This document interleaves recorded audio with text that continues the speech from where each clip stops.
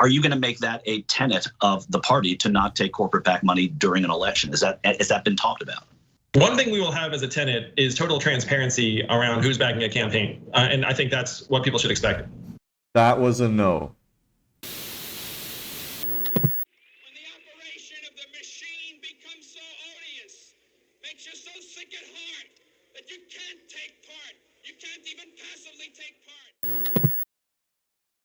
Following his disastrous run for mayor of New York City, Andrew Yang continues to think that he has some role in American politics. And as a result, he has quit the Democratic Party and started his own party called the Forward Party, which isn't yet a formal political party.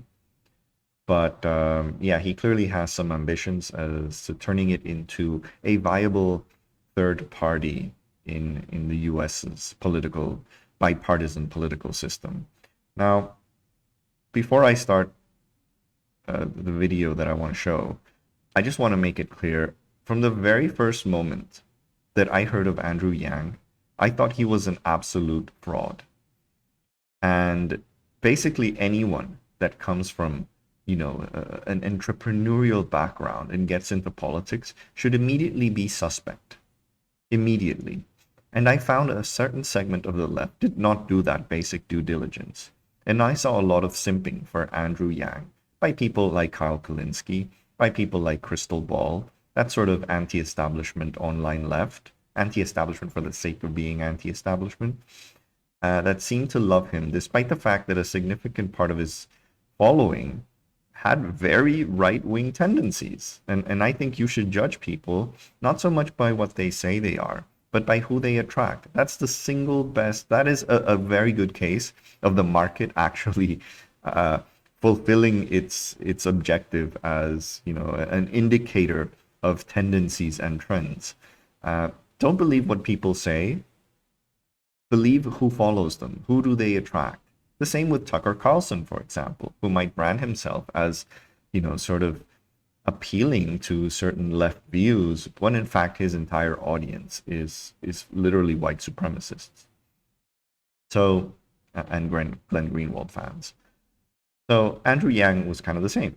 Who was he appealing to? And he was definitely not appealing to the type of leftists who would otherwise be supportive of, for example, universal basic income, which was his main groundbreaking policy, which I will give him that. I will give him credit for putting UBI on the US political map.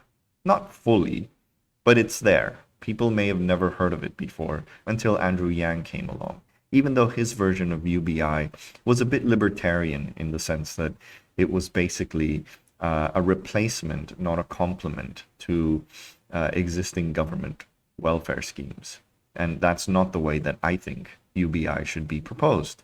But anyway, he put it on the map. That is the one thing I will give it to.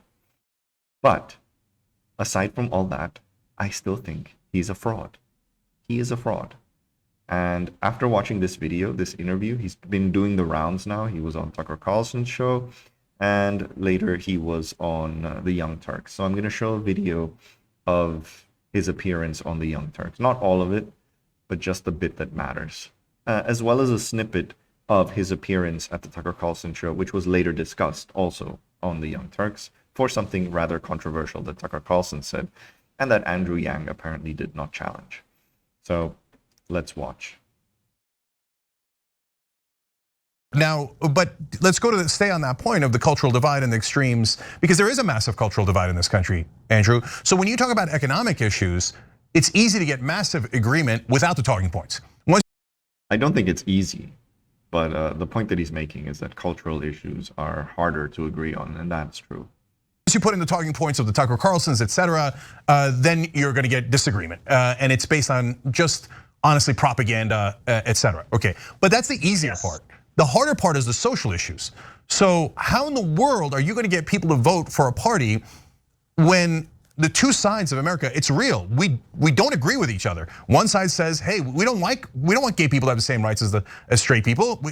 We don't mind cops beating up black people, and we think Black Lives Matter is offensive, right? And the other side says, I don't want to work with these monsters. I'm never going to vote for someone who can't make up their mind about those issues, and 1,000 other things, and the nonsense talk of critical race theory, et cetera. So how in the world do you bring us together on social issues, which I view to be a much larger challenge?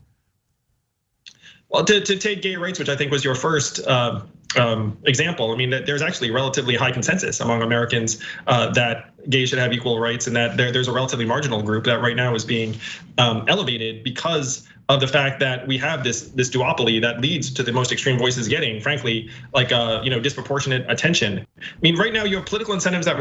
Are you kidding me? Disproportionate attention? Unless you're on Twitter, where you will see, the extreme voices amplified. By all accounts, the US is dominated by a center-right liberal media and a much more right-wing non-liberal media, Fox News mainly, which is the largest network in the United States by views, by far, way ahead of CNN and MSNBC.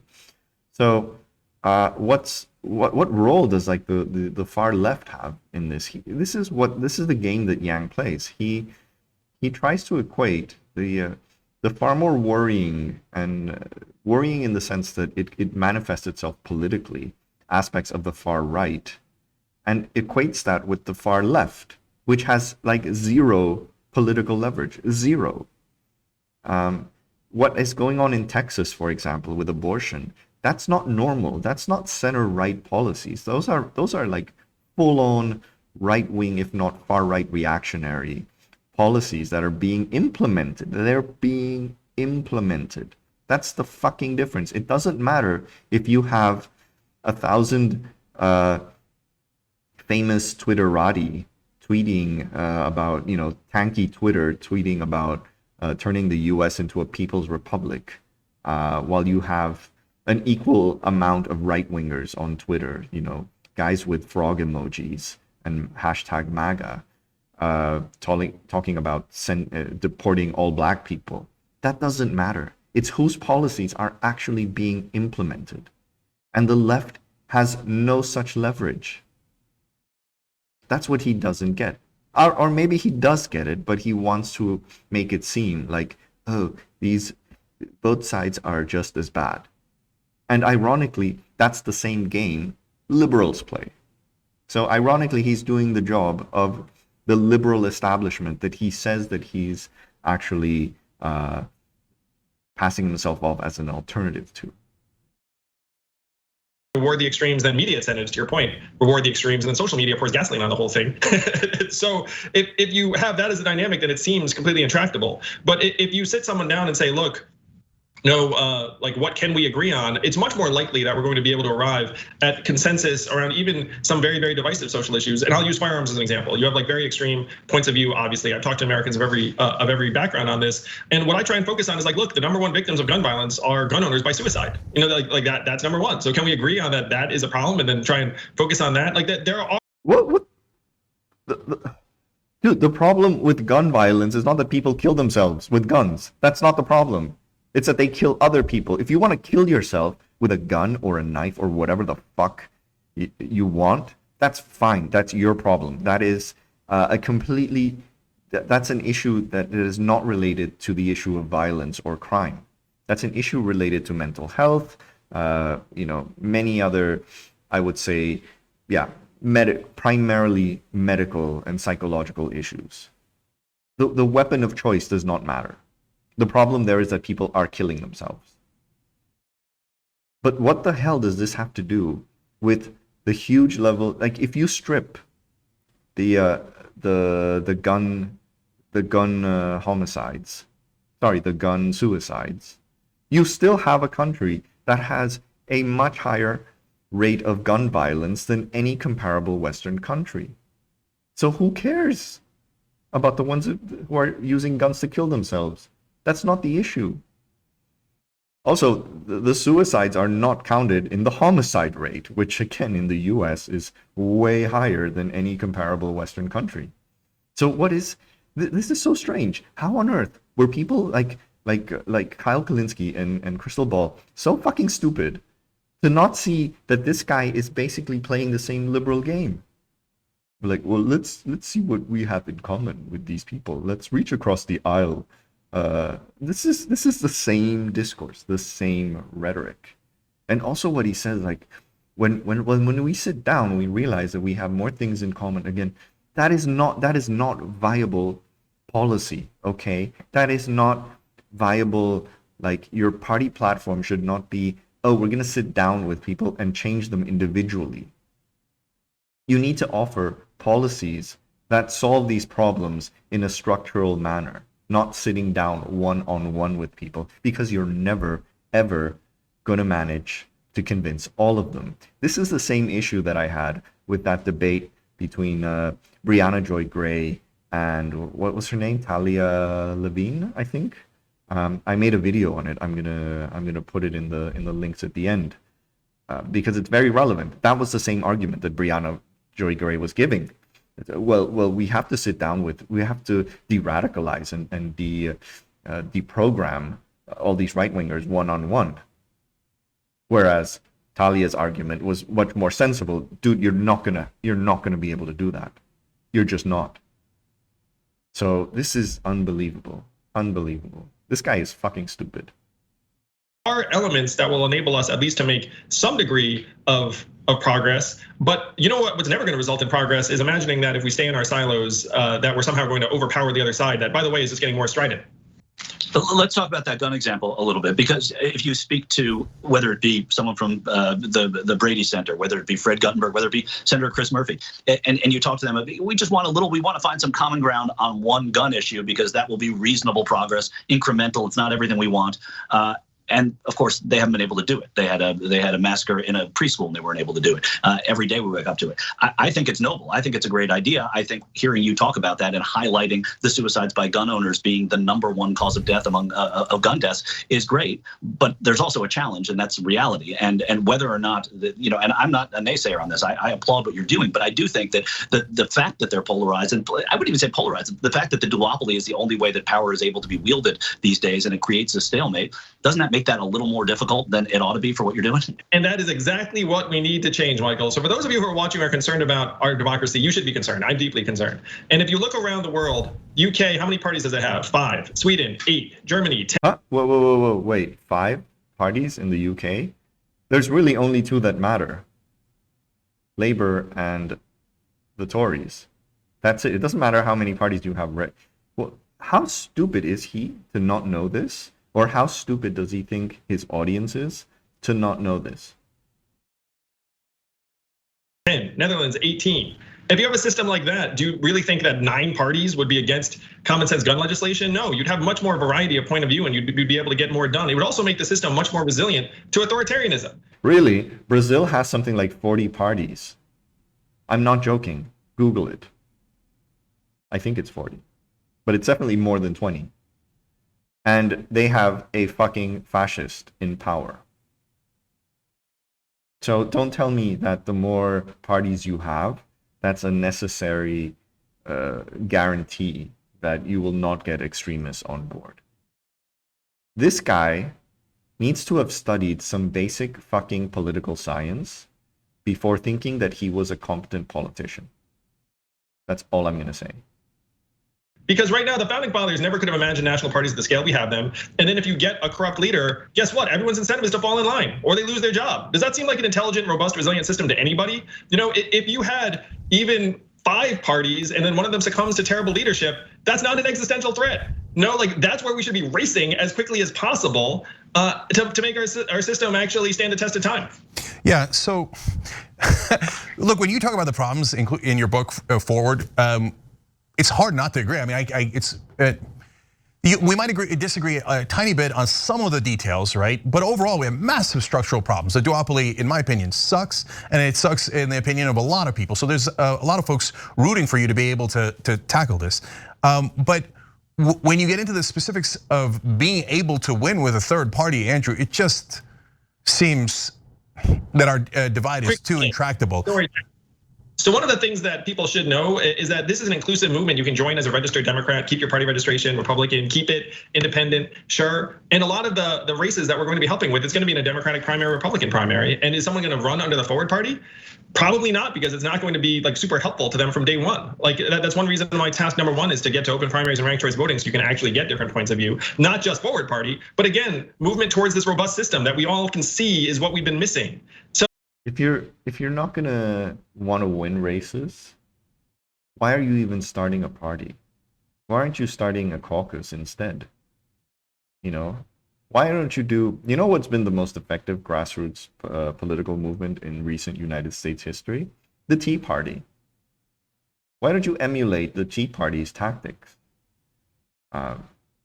Which I think would be far more effective than this kind of exercise in self-branding, honestly. So, you know, when you talk about like third party win, I mean, like there are obviously massive structural impediments, but there's nothing stopping an independent popular movement from supporting a Democratic primary candidate who's for open primaries and ranked choice voting, a Republican primary candidate who's for open primaries and ranked choice voting, ballot initiatives that can unlock our legislators from these extreme motivations, the way that Senator Murkowski's been unlocked. Let's unlock legislators. I mean, the whole point of ballot initiatives is that you don't need a political party to run them, as far as I know. It's you know, these are the mechanisms of direct democracy that allow citizens to put policies forward and have them voted on. You don't need a party for this. You know, like that there are all sorts of, and we can do that in 24 states via ballot initiative. Yeah. Doesn't that sound like a much intelligent, productive approach than banging our heads against the wall against this dysfunctional duopoly that is clearly broken? No, but Andrew, look, there's two different issues, social and economic. Now I'm gonna jump back to economic for a second, because when you say, hey, there's 18 parties in the Netherlands and there's no way that 9 of them would believe X, Y, Z. No, I don't think that's the issue. So I actually disagree with parts of the solution. I think what you're saying about ballot measures, third ranked choice voting, et cetera, I think that's smart. I think working within Republican and Democratic parties, within primaries is smart, so I appreciate you saying that. But no, if Netherlands allowed legalized bribery like we do, 16 out of 18 of those parties would be for high drug prices, low taxes on the rich, endless wars, you name it, they would all get corrupted. We have, the real problem in this country isn't that, oh, the Democratic Party and the Republican Party have gone awry. The real problem is that they've both gone awry because they both get bribed. That's very true. That is a very, very good point. I wish he had challenged him on the idea that having more parties doesn't necessarily lead to non-radical leaders coming into lead to radical leaders coming to office. But this is a very good point. So if you form a third party, by the way, as you're doing here with Forward Party, and I'm curious to ask you, so I'll do it right here. Are you going to allow corporate PAC donations? Because if you do, your party will instantly get taken over by bribery as well. Drum roll. What do you think he's going to answer? What do you think he's going to answer? Is he going to give a flat no? Yeah. If you're as cynical as I am, and if you were cynical with Andrew Yang from the very start, you'll know what the answer is going to be. You're pointing out the core problem, which is right now our government is overrun by moneyed interests. The Forward Party, right now, we're just passing the hat to grassroots donors and individuals. We don't have any design on taking corporate PAC money. If we ever did, we would be totally transparent about it. Okay, there we go. There we go. If we took money, we'd be transparent about it. Meaning, yes, we might. Which in American politics means, yes, we will. But I'm going to suggest that people are going to give to the Forward Party just want things to get better and change. Like what the heck do we control? Nothing. Like what kind of corporate PAC would be like? You know what we're going to do? Like the Forward Party is going to we're the pro lowercase d democracy popular movement. Certainly, again, I'm practical. We're going to need resources to get our work done, and hopefully we can get it done. Get those resources from human beings. Yeah, no one's ever going to donate to a party that is led by an entrepreneur, has some kind of crypto libertarian tendencies. Gee, for the same reason, why would anyone give money to far right extremists? Why would anyone do that? Surely they would rather give their money to business friendly centrist instead. So how do you explain all the money that all the Trumpistas have gotten from corporations?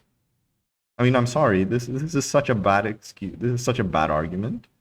Like, well, I would accept. I would probably accept corporate PAC money, but that's never gonna happen. Don't worry, guys. That's never gonna happen because we're gonna make ourselves so unappealing to anyone that we're never gonna get those funds. That is such a fucking weasel excuse that he should be embarrassed. And honestly, if you're watching this video and you have any kind of if a cell in your body is telling you to possibly vote for this guy or support the Forward Party in any way, just like kill that cell. Seriously, kill it. Pray that a tumor arises in that cell and kills it. But I think what Cenk's also asking though is like going forward, if I may, is that when you do get to the point, obviously you're starting out now. When you do get to the point that there are candidates who are running under the emblem of the Forward Party, are you going to make that a tenet of the party to not take corporate PAC money during an election? Has that been talked about? I'm glad they're pushing him on this. I'm really glad.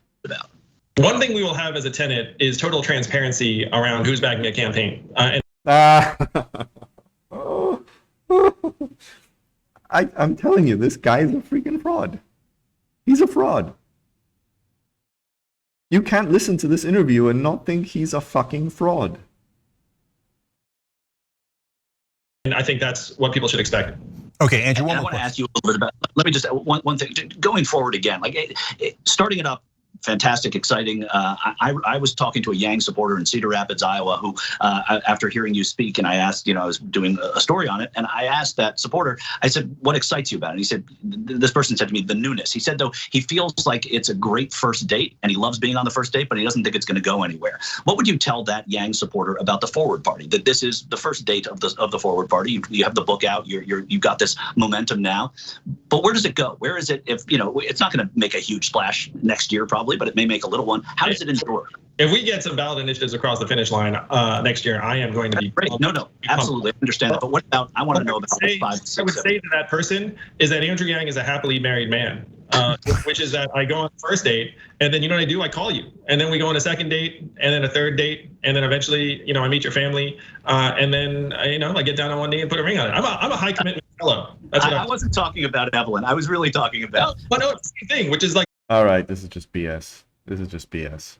I just want to show that bit again of his answer to the question of PAC money because it's so important. You're starting out now. When you do get to the point that there are candidates who are running under the emblem of the Forward Party, are you going to make that a tenet of the party to not take corporate PAC money during an election? Has that been talked about? One thing we will have as a tenet is total transparency around who's backing a campaign. And I think that's what people should expect. That was a no. Okay, make that really clear. No as in he will accept PAC money. It's categorical, okay? So just on that basis, if you think the problem in American politics is money, by that own standard, this guy should be left completely on the wayside of consideration as a viable candidate or as a viable party. Now, let's move on and watch his comments that he made on Tucker Carlson. So for some reason, this was taken separately. It's a separate video from the other interview video, but let's watch. All right, so Andrew, last question. Now back to the cultural divides. So in the book Forward, you're putting the idea that, hey, maybe we can come together on some issues. And one of the reasons, I agree with that. I think we could certainly come together on many issues and predominantly economic ones. But we do have social issues. And so you were on Tucker Carlson's show the other day, and he asked you a question that had a curious reference to the Unabomber. I want to show the audience that, and then I want to ask you a question about that. Let's watch that video. It is a third party, yes, though it's starting out as a PAC because you don't actually become a political party on day one. You have to do a bunch of stuff. Well, sure. I mean, systems. Ted Kaczynski, I have to say, has written very convincingly on this, the Unabomber. Bad person, but a smart analysis. I think, of the way systems work. And his argument is that large organizations over time morph into purely self-preservation projects. So this is so bizarre because I don't care if the Unabomber wrote that, but there's actually a lot of studies and books written about the process of kind of the oligarchic tendencies of organizations over time.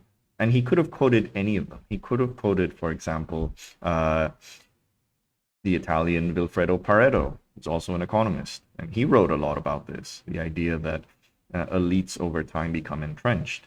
There's also the German, I think he was a sociologist, Robert Michels. He also wrote about this. He was the one who came out with the phrase, the iron law of oligarchy. I actually know all this because this is a big part of one of the chapters in my book, which is precisely about the preservation of elites. So there's a lot of people who have written about this. Manker Olson, another economist who in the 80s wrote on issues related to this. It's really strange that of all these people, these reputable people, Tucker Carlson chooses to quote the Unabomber.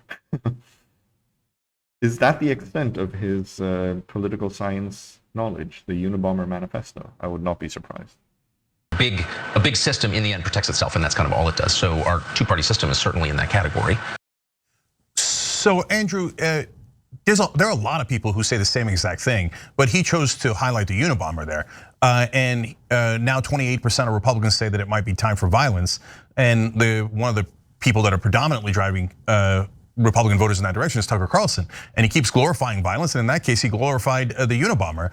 I should add, I think Tucker Carlson was his first major interview, Andrew Yang's first major interview after announcing his run. So you see how all these anti-establishment dickheads just leverage Tucker Carlson without caring about the consequences of essentially being part of a show that is fundamentally promoting the most awful vices in American politics: white supremacy, xenophobia, conspiracy theories, anti-vax theories, everything that's wrong in American society.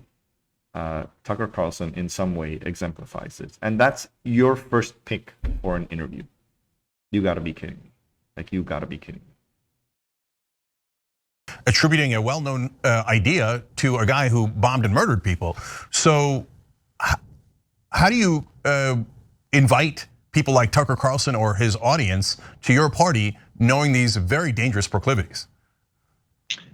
We have to bring the temperature of the country down as quickly as possible. The reality is we're at Civil War levels of political stress by the numbers, and we can all see it, we can all feel it. I agree that it's going to lead to terrible, unthinkable things.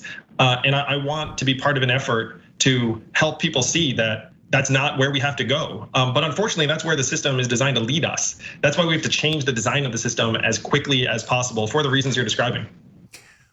So by allying ourselves with far-right people. That's a brilliant strategy, Andrew, brilliant. But you say, hey, still reach out to that 28% of Republicans who say it might be time for violence, 41% of Republicans who say that you might have to take the law into your own hands. Heck yes. Because the last thing we want them to do is actually resort to violence or take the law into their own hands. You got to get to them before they do it and say, you know what, like maybe that's not a great idea. Like maybe we're all still in it together. We're all still human beings. Like, I mean. Let me summarize what this strategy is. This strategy is, let's not just kiss a Nazi. Let's make out with a Nazi all day. Because the more we make out with the Nazi, the less time he'll have killing people. That's the strategy. You gotta be fucking kidding me. You can't allow numbers like that to just climb to a point where large numbers of people do act on it, and that is where we're heading. Like I joked with Anderson Cooper the other night, like I want to be America's wet blanket. I want to like soothe the fever. Like the fever is rising, and we got to freaking cool it down. And anything I can do to cool it down, I'm gonna do. All right, Andrew Yang, author of Forward: Notes on the Future of Our Democracy, and the creator of the Forward Party. Thanks for joining us. We appreciate it. There we go. What is left to say? Again, if you still think that Andrew Yang has anything to offer American politics, I honestly don't know what's wrong with you. I honestly don't. He is a fraud. He is a charlatan. He has no problem reaching out with to the most unsavory elements of American politics. And apparently his entire political project involves understanding them and allying ourselves with them so that they don't commit violence. And I think, I mean, this is all terrible. This is all cringe. Though I still think the main problem is he's in it for the money. This is all a self-branding exercise. This is all that it is. Do not think that he has any kind of ulterior plans for the country. Do not think that he cares about ordinary people. Do not think he cares about working people at all. He's in it for the money. He's in it for his own brand. Yeah. So, I mean, his answer to the corporate PAC question, I think, is really like, I'm sorry, you can't be anti-establishment and still think that it's fine that this guy starts a new party and is happy to accept PAC money. And the only thing that he's going to do is, we're going to be transparent about it.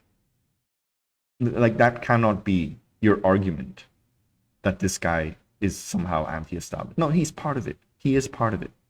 And that's why you should have been cynical from the start, from any entrepreneur who decides to run for office.